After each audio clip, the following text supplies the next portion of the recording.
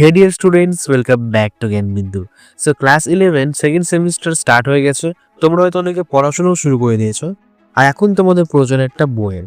এবার তোমাদের মাথায় প্রশ্ন, আমাদের কোন বইটি কেনা উচিত, কোন বইটি ভালো হবে।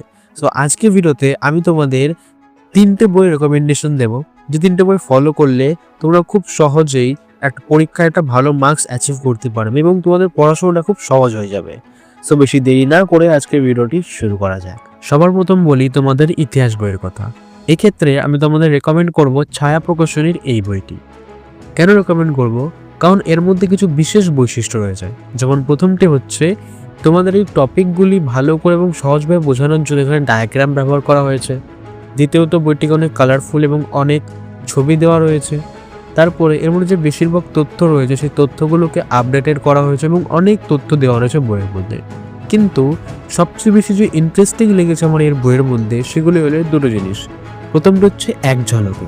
এক ঝলকে বলে একটা পার্ট রয়েছে যেখানে তোমার এই বইয়ের যে ইম্পর্টেন্ট টপিকগুলো রয়েছে সেগুলো দেওয়া রয়েছে প্রত্যেকটা চ্যাপ্টারের শেষে, এবং প্রত্যেকটা চ্যাপ্টারের শেষেই সময় সারণী বলে একটা টেবিল দেওয়া রয়েছে যেখানে সেই চ্যাপ্টারে যত সাল তারিখ ইম্পর্টেন্ট রয়েছে সেগুলোকে পরপর লেখা রয়েছে।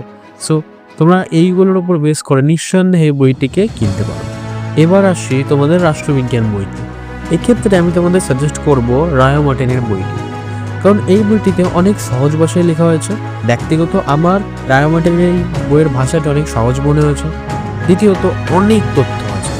অন্যান্য বাকি যেসব প্রকাশনী আছে সেই সব প্রকাশনীর তুলনায় এই প্রকাশনীর বইতে অনেক বেশি তথ্য আছে এবং তথ্যগুলি অবশ্যই আপডেটেড রয়েছে। তাছাড়াও জেনে রাখো এবং টুকরো কথা বলে দুটি বক্স করা পার্ট রয়েছে, যে পার্টে এক্সট্রা কিছু ইনফরমেশন দেওয়া রয়েছে যেগুলি তোমার অনেক কাজে লাগবে। সো চোখ বন্ধ করে তুমি রায় মার্টিনের রাষ্ট্রবিজ্ঞান বইটি কিনতেই পারো। এবার সর্বশেষ আসি তোমাদের এডুকেশন বা শিক্ষা বিজ্ঞানের বই। এক্ষেত্রে আমি আবার তোমাদের ছায়ার বইটি রেকমেন্ড করব, কারণ এডুকেশন একটি বোঝার সাবজেক্ট। তুমি যত বেশি বুঝে পড়তে পারবে এডুকেশন তোমার কাছে ততই সহজ মনে হবে। আর এক্ষেত্রে ছায়ার বইটাই বেস্ট, কারণ ছায়ার বইতে প্রত্যেকটা টপিককে ডায়াগ্রামের মাধ্যমে দেখানো রয়েছে। তাছাড়াও এর মধ্যে মাইন্ড ম্যাপ করে দেওয়া রয়েছে যেগুলো বোঝার ক্ষেত্রে তোমাকে অনেকটাই হেল্প করবে এবং তুমি খুব সহজে বিষয়গুলিকে বুঝতে পারবে।